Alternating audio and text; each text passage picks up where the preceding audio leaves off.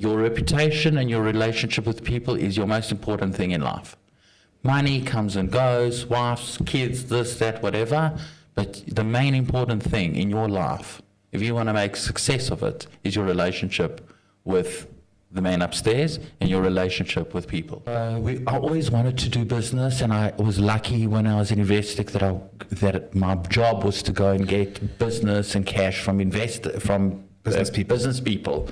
So I sat with a lot of guys, but I had a guy that I used to work with in Investec, a bond trader, and he had a shit ton of money. And I went to him for 8 years, okay? People think investment just happens overnight. It doesn't, okay? 8 fucking years. I went to him every year with a different product, okay? And every year he was like that, shit. Okay. Awesome. Thanks, man. That's insane. But now, does your dad... if your father was on Robben Island, right? His father and him. How long was he on there for? My dad was there, I think, between 8 and 13 years. I can't remember. I'll have to ask how him. has that, whatever he went through, did he bring that home? Yeah, it does come home emotionally. Like he's, I wouldn't say he's emotionally numb, but he's got episodes of that, whereby I'm an amplified version of my dad. As I get older, I become amplified, but there's going to come a time where it dips. Like with him, he was super like amplified, and then it dips at a certain age. Like now he's a chill dog. But when he was on Robben Island, how old were you? I wasn't born. Oh, you weren't around. Only my sister was born. I think my older sister was born in 85. Okay. I think she was born when he was on Robben Island, because I remember my mom telling me that she used to walk around the prisons or to go around prison trying to locate him because the government never told you where he was detained. They made it difficult. Yeah. So what happened is you used to get detained locally, and then you used to go provincially, and then when you're still causing shit with the government, they take you to Robben Island. So started locally and then went provincially and then off to the island. I just haven't spoken to him much about the his father's story, like how he got there. But I remember when we were very, very young, we went to go visit our great-grandfather's grave. Yeah. And it's close by to Thabo Mbeki's father. Yeah. And it's got an ANC. Does he still talk to Thabo? My dad? Yeah. No, my dad doesn't talk to Thabo.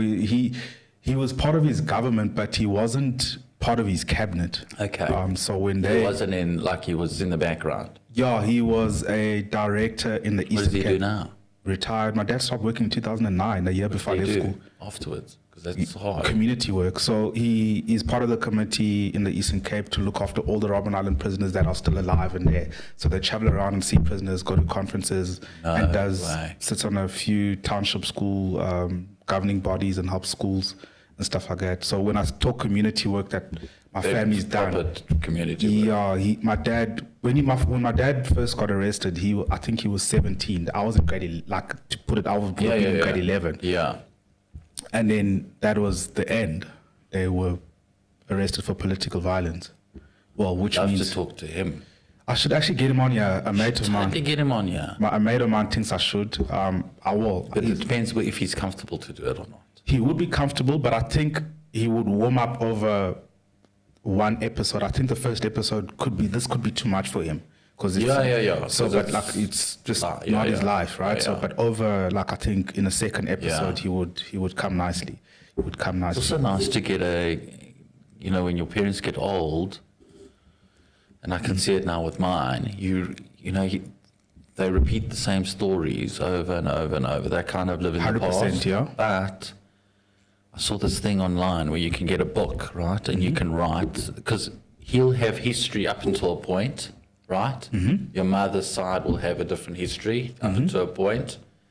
And then once they die, God forbid, okay, that story you can either tell your kids or whenever they have kids, at least they have a line of history of what it was. 100%. So like from their experience. I totally agree with you. So like a couple of months before my daughter was born, I took a trip to my grandfather who's still alive.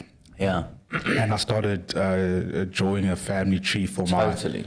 my kids. So I can trace back up 5 generations, I can trace back up 6 generations, but on the 5th generation, I can track back another 5 families across. Yeah. But my dad's lineage, which is the last one of the 5, is where I go into deep detail for my daughter, right? Because it's my dad, which is Mpumelelo, Yeah. and then it's his dad, which is Uwawane Thomas, Yeah. and then it's Odolo, Okay. my surname, Yes. and then Odolo's. What does it mean, your surname? Do you know? So if you directly translate it in English, it's an order, Okay. but it doesn't work like that. So Well, it's fitting, right? You're a lawyer, yeah, by profession, eh? Yeah. by profession. So So order would be part of that. like Order and justice. 100%. Like Yeah. I've never thought of it in the English translation, but if you want to locate my clan historically, Yeah. we are Nguni people, which Yeah. means that we emanate from Midwest Africa and then the Tembu clan, I think, came into Southern Africa via Mozambique. That's where we obviously then dispersed into the Eastern Cape, and some of us in KZN, and then through anti-segregation laws and the Industrial Revolution, you'll find a lot of closer people in mining areas because we were taken from where we were to go work in the mine. So my mother's father, she used to work in Valcom, and you find a lot of closer people in Valcom. Yeah. Which is because of the mining town anyway. But enough about my family history. I thought that I should. We actually haven't known each other for over a long time. It's been now. How long? September. So it's just a couple of months. Yeah. But I mean, through the time that we spent together, I figured that there's a story you can tell, and you can teach a varsity student or a young professional who thinks that they know what they want to do. Yeah. But like for me, what I want to narrate is that journey of you from young professional, how you found it, going into it, and then you deciding that I'm off, I'm going to go do my own thing, and then working your life out. And obviously COVID disappointing, as per you told my story, but if COVID never happened, I want to know where you think that business would have been, and you finding out, okay, fine, COVID's rocked me, and let me go dip into my relationships again and come back into corporate. Like, I think and this is part of why I started this platform, is to tell the ordinary guy or someone who's aspiring, or someone who relates to your story, what it takes, how things work. Just the real world. Yeah, the real world. Like, I don't want to sit across and try and make a fairy tale of a podcast and it's not relatable, you know. So those are the type of stories that we share here. As genuine as they can get, with the ordinary guy who can just tell a good story, narrate, teach. Because I think these different journeys in your life, as much as you think you're old, you're not old, you're still very young. There's a lot. Depends on whose eyes they come from, right? Fair enough, bro. To an older person, you're young. To a younger person, you're old. But I'm younger than you, but I still think you're young. Yeah, I still think I'm young. There you go. But the problem is the perception in this country, right, or in this world that we live in. All cultures are different, right? People get married younger, people get married older now. It just depends on the type of background you come from. The pressure of getting married, not getting married, having kids, not having kids, all of that stuff. So yeah, man, like I want us to touch on that, and you want my journey, your journey, through all these points that I've mentioned, and you can pivot, and you don't have to stick to that. I just like those different contrasts. I think there's value in there's lessons in there. There will be some nuggets that I want to jump on. Or if there's nothing that I want to say, I'll obviously let you speak, and I'll stop you, and I'll think there's a lesson in there. Can you please delve deeper in there? That's how I kind of conduct the Okay. the conversation. So So where do you want me to start? From varsity? you can start from varsity. Okay. We've never shared the varsity story. We always start at the corporate story, but Yeah. you can share the varsity story, but towards the end, not the beginning. Yeah. So I grew up in Pretoria. My father was like, he was super staunch. He's hardcore. He doesn't mix his words. I like it. He says what it is. He's very militaristic in his thinking. Okay. And my mother is like the exact opposite. Super funny, nice. I call her the saint, okay? And I also call him Beauty and the Beast because my father is hardcore. So he comes from again, you were talking about background. He comes from a mother that was a Holocaust survivor. Okay. Okay, so his whole family was wiped out. Okay. Right? Whereas my mother's side, they survived, but barely. Okay, so a lot of the family history was just obliterated on both sides. Okay. But my father in particular grew up a very difficult life because he just didn't have uncles, aunts. You know, he only had his mother and his father. That's all he knew, right? No cousins, no brothers, no sisters, nothing except for his brother. Anyway, how we got to South Africa is through my uncle, actually. My uncle was in the army with like 5 friends. 2 died. They made a pact. 1 would go to America, Africa, and Australia. From where? Where are they? From Israel. Okay. So after the war, my dad moved around. They have Russian descent, Russian-Ukrainian descent. Okay. On Polish, and then on the other side, Hungarian, Romanian, blah, blah, blah. So all Balkan countries. And my uncle landed up in Africa. My father, he wrote to my father one day, phoned him up and he said, listen, you've got to come to this place. It's incredible. It's just like a free-for-all. It is. At the time, in the 70s, it was bustling. And he landed up in Zim. My mother was pregnant with me and my sister was like a year old. And he was like, you're coming here. One-way ticket. He's not coming back to Israel. You know, climate's different. People are different. He can kind of see a future here. Okay. My mother, being young and dumb, she moved to Zim. They lived in Zim for 3 years. Then they moved to South Africa. Okay. South Africa was hard, you know. It was apartheid. And I don't think my parents really like understood what that actually was. And the first time they came to Africa was the first time they ever saw black people because, I mean, they come from a European background. And Middle East was like a mishmash of different cultures, but it was the 60s, so it's little people, whatever. So landed up here. My mother started as a translator, Russian and Hebrew. Oh, really? For the old government, right? Okay. Because all the African oaks were exiled to Russia, most of them. Yeah. So she did translation. So when they did the transformation between 94, 93, 94, 95, she did a lot of translations in Russian and Hebrew. In Russian in particular, because a lot of those oaks were exiled. And then when the government changed, she stuck with 1 or 2 of them, 1 or 2 of the new government, and then she went and she had her own journey, right? I was in Willow Ridge High, only Jewish kid in the school, and I had a hard time. But obviously I never told my parents because they had their own shit. Why was it hard? Because when you're different, okay, and you're the only one, it's hard, okay? Even though you got white skin and you're in a white Model C school, and now they're integrating, there's a whole bunch of black kids and Indian kids and whatever.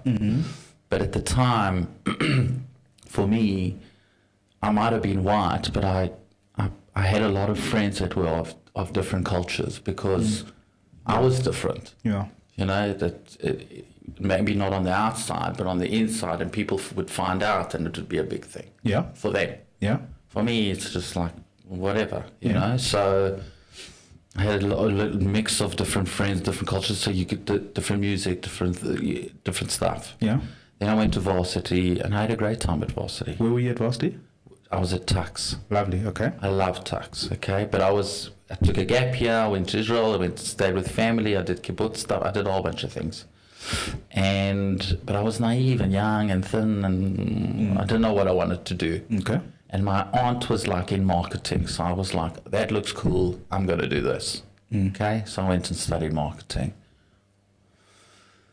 Didn't know anything about it, and I was an average student. I wasn't like anything different. I just wanted to jaw and have a good time, and I met a bunch of friends, and they were always into sports, and that's kind of like was my crew. Okay. So we were different. So my school crew, my varsity crew, totally different. Yeah. And then obviously my future, where I got to, was also very different. Yeah. You know, so.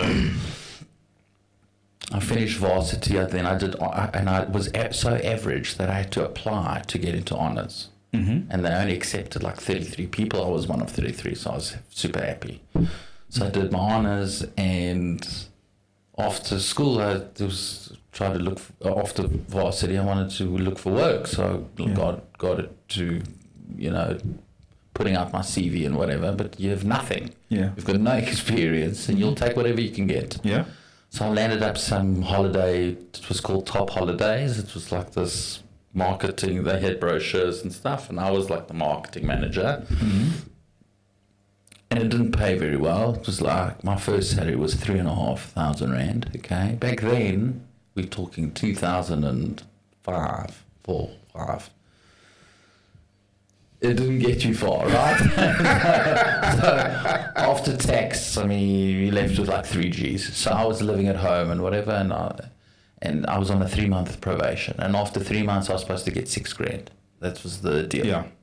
And after 3 months, guy called me and he says, "Listen, it's 3.9." I was like, huh?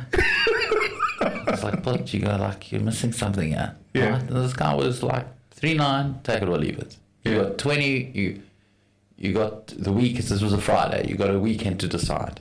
Okay, I go home, I'm a bit despondent, I'm fucking. And my father, he says to me, he's like, I didn't pay 75 Gs for the last 3-4 years, okay, so that you can get spat on for the rest of your life, okay? So he actually made me resign, okay? He's like, if you go back, okay, this was like a defining moment between me and my father, okay? So he said to me, if you fucking go back, okay, you are no longer my son, because I'm not going to allow people to shit and spit on you for the rest of your life. Okay. That was his little speech to me. And at the time, my father was like, he's a short little man, but he's like aggressive. So what he said, when he talks to you and he says, this is what you're going to do, you've got no choice. Yeah. You're going to go for it. Okay. So I went in on Monday with my little letter and I was like, I don't want your job. And he was like, what? Yeah. Nobody had ever told him that. Yeah. Nobody took him on. Okay. Yeah. I was like, listen, you don't want to meet my father. I have to deal with him. I'm out. Oh. And I got home and I bawled. Uh-huh. Okay, because I was like, I got to meet friends and I had like a whole thing, and they couldn't believe that I left, and they were like, what are we going to do? We haven't finished this thing yet. And I'm like, well, this guy didn't give me money and I'm out. And 3 weeks later, a guy calls me up and he says, listen, you came and you interviewed. It was a place called the Oval Office. Okay, it was a recruitment company. Yeah, it was a cool, like a great brand. Okay, Oval Office. And this guy in particular, the recruiter, he was based in Investec Bank. Okay. He had a little office there. I don't know how, but he was very well put together. Gay guy, hair, thin, chiseled, like proper, And he, like, when you walked into a room, when a guy's presence, okay, he walked into a room, he just owned that room because he was super metro, obviously gay, but like, it's incredible, okay? And I was like, who the fuck is this? Anyway, interviewed with him, okay? He phones me up 6 months later, he's like, I've got a job at Investec. It's a month or 3 week job. A 1 week job, okay? 1 week, IT, do you do IT? I was like, sure. Bro, I didn't fucking know what I knew fuck all about IT. Okay, I had an honours in marketing, that's it. He was like, it's a bank. Bro, I didn't even know Investec was a bank, okay? We had once, me and my parents had once driven, because Santon was a big deal, okay? If you lived in Pretoria and you went to Santon, it was a big deal, okay? To go just shopping. Okay. It was a whole day outing. In my teen years, we drove past Investec. I said to my parents, I'm going to work in that building, okay?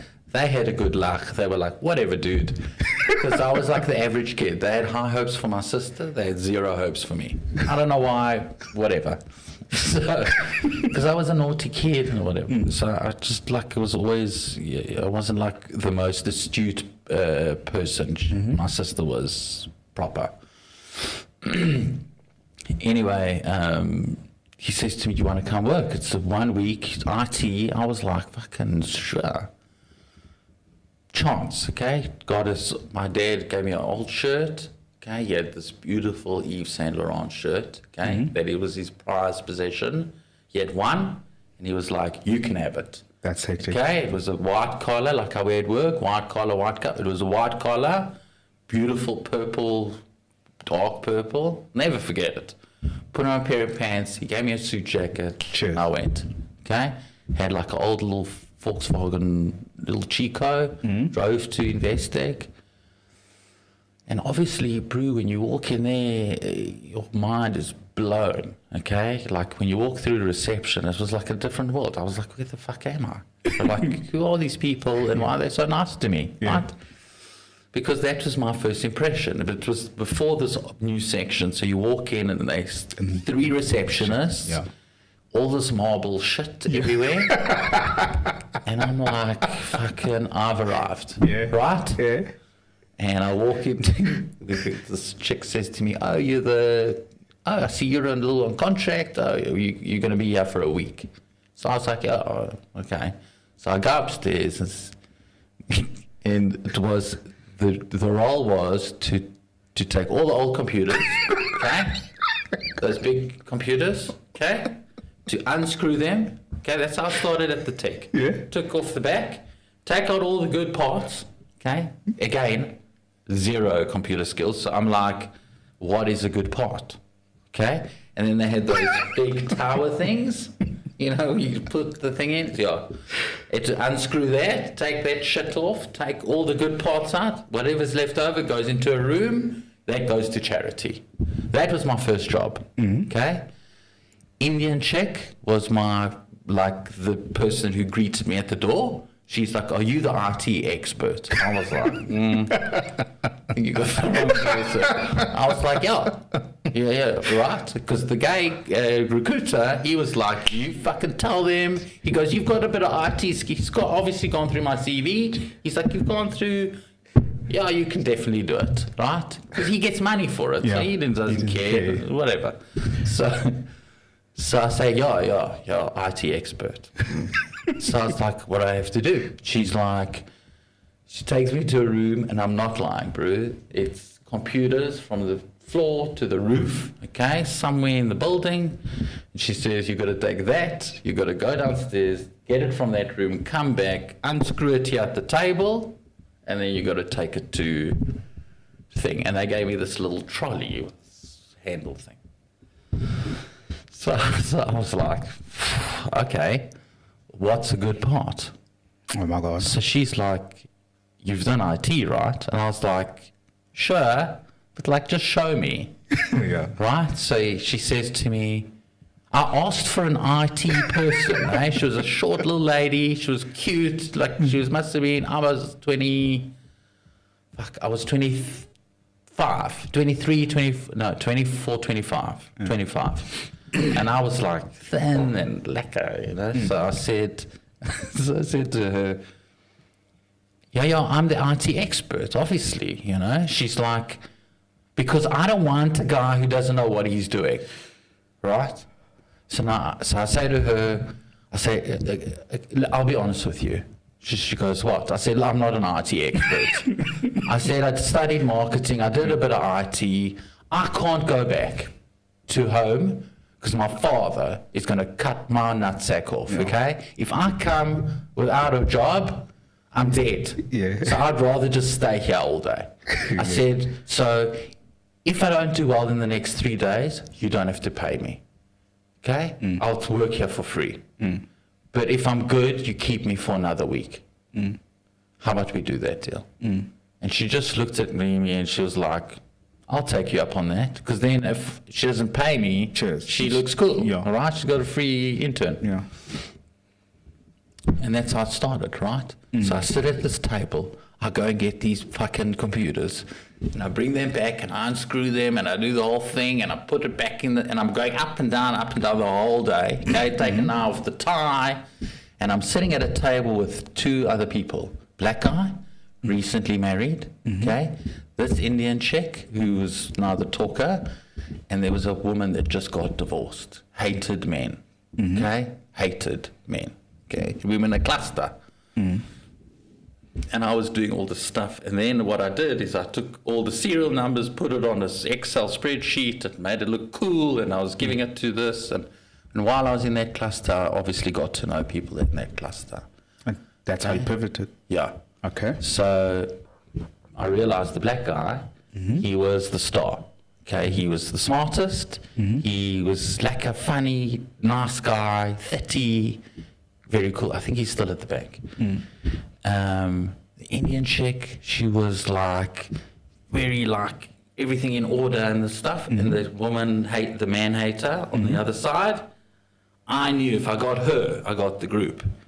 So I just used to say to her, men are pigs. Like, just blurt it out.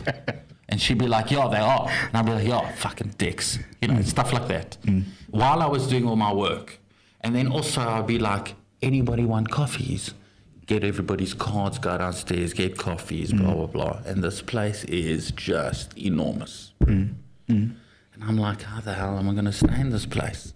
Right? I've got to be above and beyond. So after this charity thing, it took me a week to move 60 computers from one side to the other, all of the stuff. And they were like, oh, we like you, we'll keep you on for another week. Why don't you put all the information onto a graph, onto a spreadsheet? So I was like, cool. How do I do that? Yeah. Right? Because I was pretty useless. Anyway, so I did that. Then they moved me into another department. I had to take all the serial numbers of every computer on the trading floor. That was my second job. Okay, you can only take the serial numbers when the trading floor is empty, which means you have to be at the office at 6 o'clock, which was fine for me because I was already at work at 6 o'clock, which is unheard of because I'm not a early morning person. But because of traffic from Pretoria to Joburg, so I used to get there super early. And that's what I did. I was literally on my hands and knees writing down serial numbers and putting them into spreadsheets and whatever. And after 3 weeks, I said to the man hater, I was like, are you guys going to keep me or not? Like, I've been here 3 weeks. I was only supposed to be here a week. And out of that, she was like, cool, let's go back to your recruiter guy. Gay guy comes in, beautiful, whatever. Oh, yeah, I was a great worker. I was there 12, 14 hours a day. So he got super cash. He didn't want me to become permanent. No. Right? So I interviewed he put me into contact with some insurance person. We had an insurance department at Investec. It was called Pinion Insurance. It was weird. But anyway, I landed up there. That's how you pivoted as admin. Okay? But my first job in admin was to punch papers. Like literally punching. I wasn't allowed a desk. I wasn't allowed a computer. I wasn't allowed anything. And all I had to do was punch papers. That's what I did at Investec Bank for the first 3 months of me working there. So what I want to do in the interest of time is to in 5 minutes narrate your journey at Investec from the time you became you left this computer work into admin. Narrate your journey before you left to go into entrepreneurship. And then I think we can use the next 10 to 15 minutes to do that, to tell that quick entrepreneurship journey. But five minutes, Investec journey, Fine. entrepreneurship, 15 minutes. Fine. And then we'll see where we can Fine. end it off in the next. Fine. Okay, so we'll have 10 minutes after So that. after that, okay, I got hired as a contractor for 6 months, admin jockey. Hated it. Tried to move as many times as I could because admin wasn't my forte. Anyway, I landed up in the treasury team. One of the chicks, the recruiters, was like, he's going to be a great salesman. I didn't think I was great at sales. I was like average, I thought. I get into a team, they say to me, listen, your target's 120 million, bring it in, you got 6 months. If you don't like it, get the fuck out. Cheers. And that's how it works out there. That's exactly how it works, okay? And my boss at the time was going through a hard time at home, so he just unleashed fury on me every single day, okay, for months. But it pushed me. He was a great boss. He was a great boss, and he was the worst boss. But he taught me a lot, okay, about life. So got all these targets, hit them out of the park, was great. Had new leaders come in and go. Landed up in group treasury because I was good at what I did. And for me, it's all about relationships. Okay? Thank you. If your relationship is good, you can do anything you want. Okay? Your reputation and your relationship with people is your most important thing in life. Money comes and goes, wives, kids, this, that, whatever. But the main important thing in your life, if you want to make success of it, is your relationship with the man upstairs and your relationship with people. Yeah. Because then you can grow your whole thing. It's amazing. Okay? 100%. And people that you thought would never be in your life somehow come into it. It's great. 100%. Okay. So now I was at Investec 8 years. I had my last boss was a super shit boss. Okay. I hated him, and they made my life shit, and I left. Okay. Went to Standard Bank, Liberty Corporate, that was it called. We were part of Standard Bank Group, and I kind of had to do. Also, didn't really like it. It was okay. Okay. And at the time, I was living with I had a flatmate, Greek guy. He came from a Greek family. They always were entrepreneurs, and that is actually my childhood. All my friends were Greeks, Portuguese, Italians. Most of them were growing up. Obviously, in high school, different cultures, different colors, and whatever. But that was what I grew up with. And all of them were entrepreneurs, every single one. Greeks were involved in garages, cafes, like the little super reds cafes and stuff, and property, always. Italians had like carpet shops and furniture and all of this stuff, different businesses. And so that's the type of thing that I saw growing up. And my father was an employee. Always. He's just different. Okay. Also, didn't invest in things that like my Greek friends did. The fathers had properties and they had cars and they had this and that. It came from mega wealth. And I was around that a lot, and we were always kind of feeling your way out. So I always wanted to do business, and I was lucky when I was in Investec that my job was to go and get business and cash from business people. So I sat with a lot of guys, and one guy that I met just before I left Investec, old Muslim guy, I inherited, it was one of the very small companies that I inherited, and once we started to talk about his business, he sat back and he goes, when are you going to start yours? That lit a fire. Right? And that kind of lit the fire. Because he's like, you talk about it, you build other people's businesses up. When are you doing your own? But when are you doing your own? And he just hit me. I don't know what it was. He was just that really nice old guy. And he was like, you see all of this? He says, you see all my family here? He says, they all rely on me. Okay? If I do something wrong, I affect this. If I do this, I affect that. You giving me money, great, but like, how am I going to make it into this? You know, and I've had a shit banker and he gave me this advice, and you know, that type of vibe. And then I went overseas. I had a girlfriend at the time, broke up, went overseas, had a major accident, almost died. And that old man's conversation with me pivoted me. And I was lying in bed in a hospital, my legs banged up, and I was like, I mean, what am I doing with my life? Okay, so I came back, learned to walk again. It was hard, 2 years, okay? And I started building a framework of what it should be. And I always knew I wanted, and one of my gripes at Investec was my phone used to die all the time. So I want to build a business about phones never dying. So that's how it started. And me and a friend, we used to travel a lot, so all our bonus money we put together, and we went to China 1 year, and we saw a whole bunch of products, and I said, fuck, this is what I want to do. I think we should bring in these cell phone covers. It was, at the time, there wasn't a lot of them, and they were fucking expensive, so we thought we could do it for a lot cheaper. We built a brand around it, and me and him had a bit of a fallout, something with his girlfriend, and we parted ways. But I had a guy that I used to work with in Investec, a bond trader, and he had a shit ton of money. So I used to go to him about my products. To raise cash. And 1 year, he just said to me, I like your product. I'll give you... And I went to him for 8 years, okay? People think investment just happens overnight. It doesn't, okay? 8 fucking years.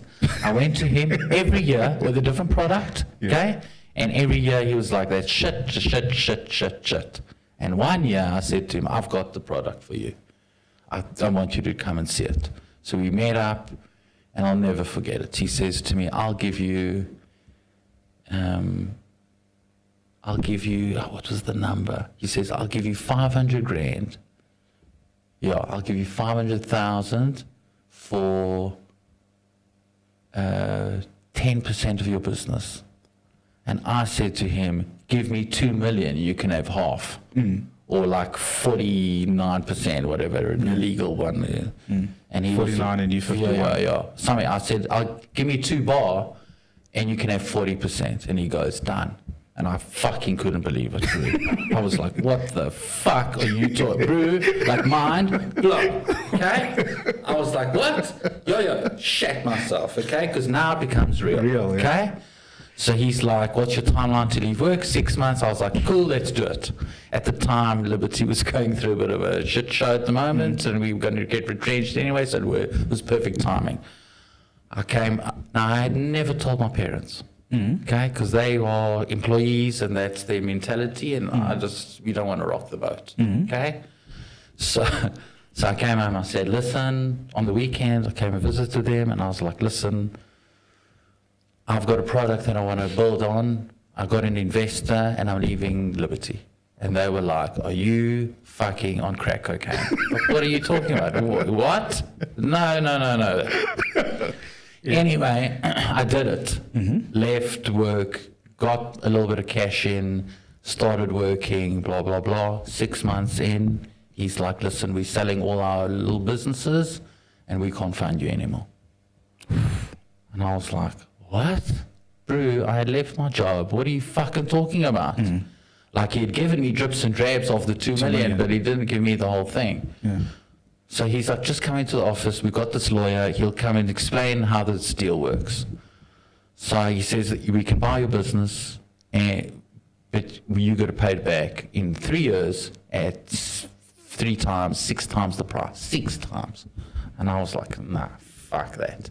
He says to me, you can either do it that way or you're on your own. So I was like, well, then I'm going to go on my own. I didn't leave work, okay, to go and work again for somebody. So I was like, fuck you. I've got a good product.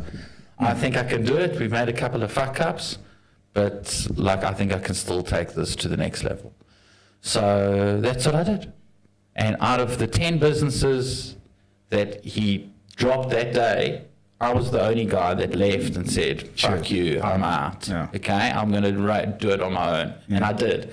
And I got another investor, also a bond guy, different. They used to work together. He took the 40% and I was happy.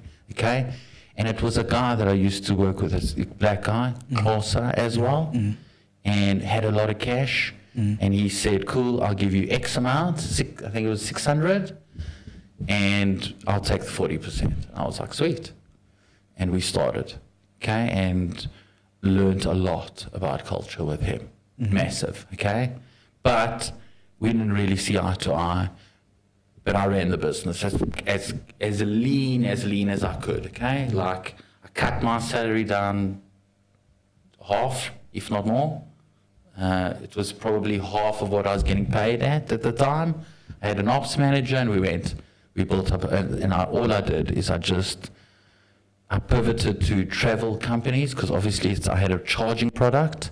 It was a charging station on a table, and it was these little chargers that I thought were going to be super cool. 30% charge, put it in your bag, wallet, whatever. If you're out and about, stick it in, charges you, gives you a 30% charge, and you're on your way. Okay? And it was a great idea, and we did packaging, but it took long. To build a brand is a hell of a long time. There wasn't TikTok. Instagram was Facebook, so that's kind of what I did. I did that at night, and I worked from 7 in the morning till 3 in the morning. Okay? Every day for 3 years. And anybody that invited me or liked me or whatever, I would go to wherever the fuck they were. I just didn't care. And after a period of 2 years, I brought in 200 companies, of which 80 were hotels, restaurants, and bars. That's such a good client base. Okay, I had 45 restaurants, I had 80 hotels, 2 airlines, and I did all the ultra gigs. And we used to charge phones, and we used to make a little bit of cash, and it was lekker. And then COVID happened. Okay? And you have to remember, COVID closed down restaurants, bars, hotels, all my sectors, my entire client base, and I diversified as much as I could, because I knew if you don't want to diversify, you don't want risk in one industry. And it was shut down overnight. And I was like, fuck my life. Like, what do I do now? Right? Now my investors going, you're on your own. Yeah. CJ, my investor at the time. The other one, gone. He doesn't even talk to me. Like, what do I do? Right? So, do I stay? Do I try? I tried, okay? For another 6 months. But I had deals lined up with so many different clients. Coca-Cola, Steak Core, Spur, Lost, 100 Bar, like that, okay? And at the time, China, because obviously I was dealing with China a lot, Chinese chick that I was dealing with, she phones me up, she goes, listen, we're on lockdown for 72 days. I was like, what? You're not getting anything. We're not getting shit, okay? So I phoned my shipping guy. I say, listen, they have this pandemic fucking thing happening in China. Like, maybe we should bring some masks in. I mean, chargers aren't going to sell, right? And he's like, nah, what are you talking about? Fuck. He's like, it's the worst idea I ever heard. 2 weeks later, he phones me up, he goes, Jesus Christ, all I'm doing is bringing in fucking masks. He's like, we should have taken that deal. Right? Missed opportunities. Yeah. Stuff that and again, at the time, obviously, we would need like $1 million to bring it in. So where we were going to get it from anyway, I was useless. It was nowhere with this business. So I kind of thought to myself, okay, we have a need that I've gotten, okay? Can I start this business again? Sure. Do I need money for it? Yeah. Okay, and you need a lot of marketing. Marketing is your most important thing when you're starting a business, okay? Everybody and their cat needs to know who the fuck you are. Yeah. That's my thing, okay?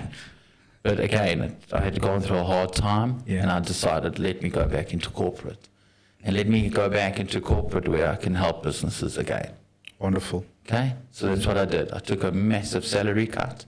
What I was earning at Investec 10 years ago is what I earned 5 years ago.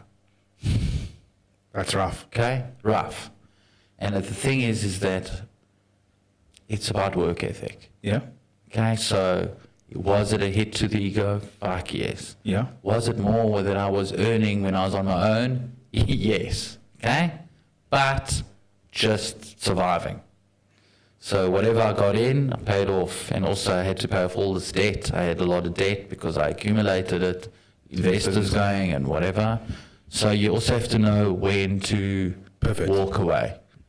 Okay? Because leaving your business was the hardest thing I ever did. Barring my accident where I almost died. And I had to learn to walk again, but you forget that pain. That was the hardest thing that I had to do. Because in your mind, okay, when you start a business, you never think it's going to fail. Okay? 100%. And I don't think it failed. I just think I had to put it on pause. because it's still a great idea now. It's still a good idea now. It's still a great need now. But I just didn't have the funds, and I had to be real with myself and sit myself down. Either you got two or three choices. You can kill yourself.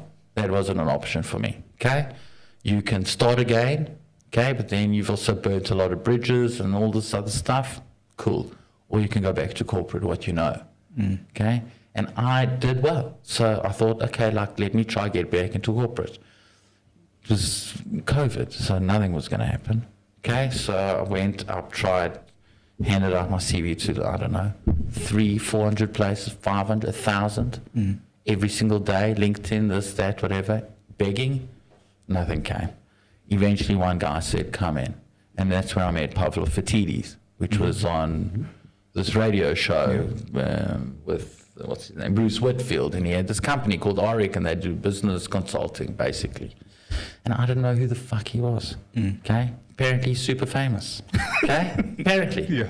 I didn't listen to Radio 702 Money Talks. That wasn't me. All the information that I got at Investec was from people at Investec. So what do I need to listen to his radio show for? Anyway, so I meet this guy. And the way he talks, he's got these like pauses. So that's how he grabs That's you. how it grabs the audience. Anyway, so I learned a lot from him from a talking perspective, and he learned a lot from me from a relationship perspective. My target at his place of business was 10 million rand clients, and me being an ex-banker, who I thought it was just so high and mighty, I was like, 10 millions for the dogs. I'll get 50. Yeah. 50 million, that's where I'll start. So quite arrogant as well, but I thought, well, fuck it. I got nothing to lose. I'm getting paid shit money. Trying to build my career up again. I'm 5-7 years behind all my friends because obviously I went into my own thing. Learned a lot of lessons. How do I make? So I brought in a lot of money for him, like 700-800 million worth of clients. Okay. And while I was talking to a guy that I wanted to bring on as a client, who I met at a bar through another friend of mine, he had a trading business, and he was like, listen, why don't you come and run the sales desk? And I was like, sorry, what? He was like, yeah. He's like, come run the sales desk. I was like, lacquer, 75% increase, boom, up. Oh, lovely. Now you're back. Okay? Now I'm kind of back. Yeah? Where I was. Higher than when I left, but still way below. And I ran that desk, and I had Gen Z staff. Oh my God. Which is difficult. Difficult. Okay? Different, not difficult. Difficult and different. Yeah. And I had 4 traders, and you have to understand, I'm not a trader, but I know how to sell. So I need to teach them things, or in order to get a client base, because we start on 0. So when I started, the book was at 2 million, and I was like, I said to my boss at the time, who was also a friend that I hung out at a bar, and I said, what are we talking about here? Like, how much do you want? And he was like 10 by the end of the year. This is like May. I'm like, okay, cool. So again, now you have to build a business, okay? So it's a different type of business, but you got to get people on your side. Yeah. And my whole team, they were like wet behind the ears. They had never sold. They never spoken on the phone. They had spoken on the phone, but they didn't really get a lot of guidance from the previous boss. They're working from home twice a week, which I think is bizarro. Okay, I think it's horrendous.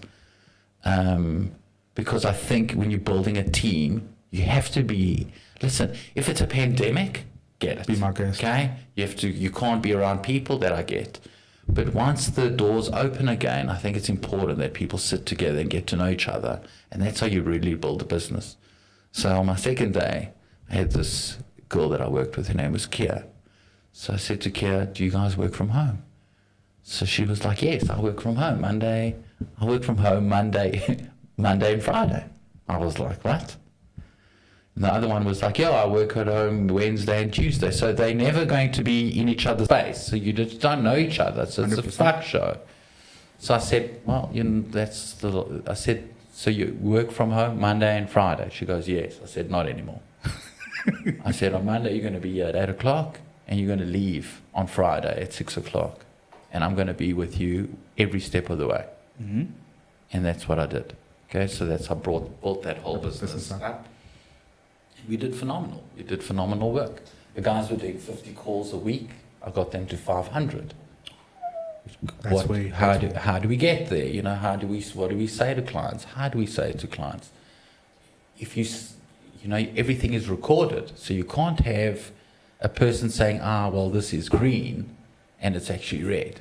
Okay, because if you listen to the recording and you've offered them a green product, you have to give them the green you have product. to give them the green fucking product. So you have to teach young people like communication. And again, we live in a tech environment, right, where there's information like this all the time. So listening to 4 or 5 conversations, giving guidance, that was my main thing. And I wanted her, because we were in a team of guys, I wanted her to do the best. You know, when you have a feel about someone, you know, there was one guy sitting next to me on this side. He was great on TV, unbelievable. Now a portfolio manager, super proud. But he just wasn't great with clients in this environment. But I liked him. So like, I didn't want to people were like, get rid of him. I'm not that guy. Rather build on the strengths that they have and do well with that strength than not.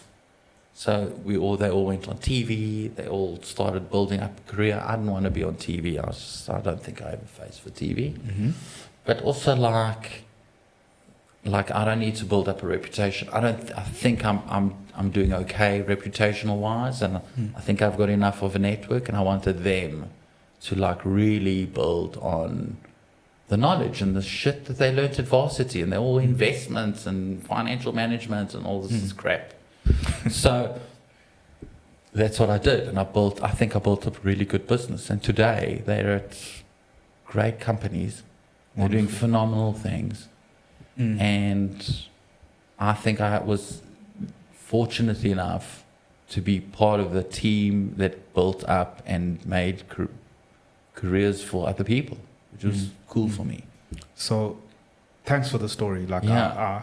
It's one of the first episodes where I've been silent for this long, and it's because of the story. Because I'm a storyteller. I need, it's good. It's good, but it's good because we went from one end to the other, and most of the time I will grab onto nuggets and delve deeper. Yeah. But because I know you and you we need another hour. No, we need a part 2 of which we will do, so that you can delve deeper into corporate, into the business. Yeah. Because you've got such a vast experience and a vast journey. It was never going to be an episode where we can delve into these nuggets, some which you've dropped. So what I'm gonna attempt on is just to give another 5 minutes or so. Okay. So that I want you to summarize the lessons from computer expert to building up this business at the end and hitting this entrepreneurship business failure. Okay. What is it? What can people pick up at these ventures of yours over the lifetime? I mean, it's what are my nuggets? Yeah, what would you say got you through all of these, because they're so diverse and they're all difficult. I mean, there's a major accident here. How did you I grew up with a mother, who said to me, since I was a kid, if you can't do it on your own, don't do it. Okay? And my father is like, if you can't do it yourself, then it wasn't a good idea to begin with. Right? So that's the type of people, which is odd, right? Because so you have to pick yourself up quickly, and keep moving. Now, if you take my dad's history, because obviously my grandmother's a Holocaust survivor, if you didn't move quickly, you didn't move. So so her thing, my grandmother, it was in survival mode her entire life. So it's one way to be, where you're scared of what is on the unknown.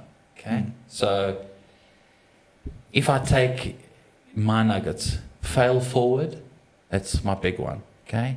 You can fail. You can fail 100 times, but you got to keep moving forward, okay? 100%. So fail forward is a big one, okay? If something doesn't work, okay, and you're trying to push it and push it and push it, move. It's not right for you, okay? So learn to pivot quickly.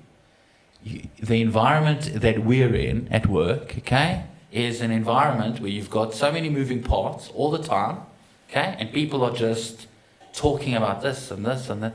And a lot of the time they're talking about deals, okay, that will never come. Okay, so it's just talk. There was one guy I used to work with, he used to talk about all his winnings, never spoke about his losings, okay, and that was for him. He wanted to show people that he was good at what he did, and they would latch onto it because they would hear all the time that he was successful. Only me and him knew how shit he was at what he did. Like, you know what I mean? So pivot quickly, move forward, keep moving, keeping ambitious. Okay, that's an important one. Okay, you have to have always a goal. Okay, it's if your goal at the moment is a target at work, that's your goal. Okay, you've got a life goal, you've got a work goal, okay, and you've got a future goal, always. Okay, and you've got to keep moving with those goals. That's what I see it. Okay, I get bored at work, I move. You can't always move. Okay, so 100%. sometimes you can't, but within your peer circle at work, you've got different characters, different personalities, different ways of life, different upbringings. You've got different cultures, different religions, different colors. You know, that's the beauty of South Africa. You know, we've got all of these mishmash, and everybody works together, right? Your team's the same. Okay, and female and male, we also forget those two, right? And it's hard. Okay, so you got somebody got divorced today. This one's drinking on the job. This one's doing this, whatever it is. Okay, and again, we have it in every drugs. I mean, all of these things are issues. For me, my main goal was to make cash. Okay, to do good work. And be kind to people. Wonderful. That's very good. And for me, maybe in a minute, if you can summarize like that entrepreneurship journey, like does it ever bite? Like All the you time. wanna, Yeah. you know? If it's in you, it's in you, bro. Like, it might just come at a different time. It might be like In a different form. it might be a different format. It might be like with a friend that you didn't think, or with a wife, or with because it does work. It predominantly doesn't, but sometimes it does. Yeah, like take you and I for example, right?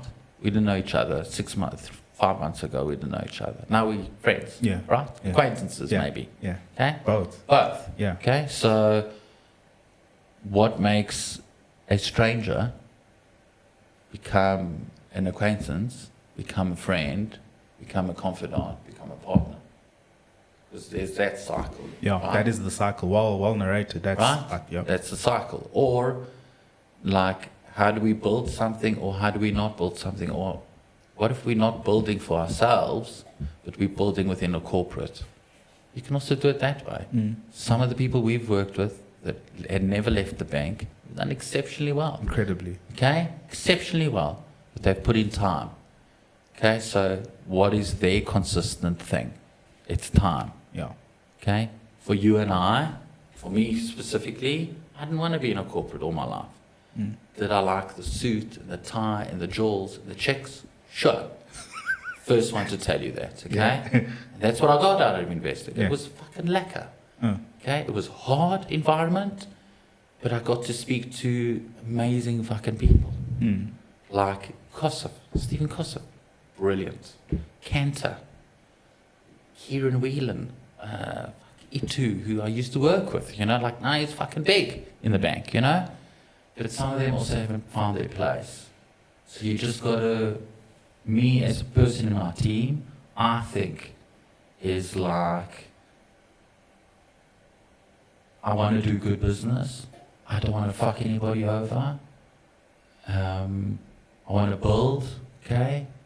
And I want to help build other people, and young people especially, you know? We forget that we were young, okay? And the people that we looked up to now are retiring, and we become those oaks. Yeah. You know, people want to spend time with us and Yeah. talk to us about like shit. And we like, what are you talking about, right? And we got to like mold them. But again, Gen Z is also very difficult because there's a lot of other things that they bring up all the time. And mental health was never a deal. I mean, if we brought up mental health 20 years ago, people would look at you like, men don't go to psychologists. Okay? That's a fucking thing. Yeah. Okay? My father will never sit and talk about his feelings. Never. It's just never happened. But we could. Okay? But also when we learn. And we learn from young and we learn from old. And we try and make a good decision in the middle. And we try to be as clear and as understanding as we can in the world that we live in. Bro, thank you for coming out. I really appreciate this. Is it already an hour? Yeah, that's been an hour. It goes too quickly. You'll be Shit. surprised. But just to round it off, thank you for coming out on a Saturday My morning. pleasure. And like, you know, what I've learned over the couple of episodes that I've shot more than I've released. I've got a lot of things that are in my pocket, but I haven't released them. And it's always amazing how you think the episode went, and like when you put it out there, Yeah. there are people who absolutely love it. Like Yeah. you will, like again, like I was telling the guys yesterday, like what you see on camera and what happens when you're in it and what you see, it kind of just like blows your mind as to how it all comes together. Yeah. But to check it out, thanks for your time. And I'm excited to see what the episode will do and where there will be good points of learning for the ordinary watcher. Yeah. I mean, if you watch, you watch. If you don't, you don't. But at least the story's out there and you got a good journey and the story to tell, I believe. And like I'm also happy that you came here and you were you and you weren't trying to clean up who Can't you be are. anybody else. 100%, man. But anyway, I swore you need to take out the swearing. Hey? no, we're not taking out the swearing. And the people, the name dropping. I should have named so No, many we're not people. taking out anything. Yeah. We'll see. We'll see. Yeah. But anyway, man, appreciate it. Yeah. And for a part 2, just to delve into the corporate, the business, and that self-building team. I'll gladly do this again. 100%, man. Anyway, Thank you. thank you. Have a good Saturday. Thank We'll you. be in chat soon. Thanks, buddy. Thanks for having me. Cheers. Well. Lekker.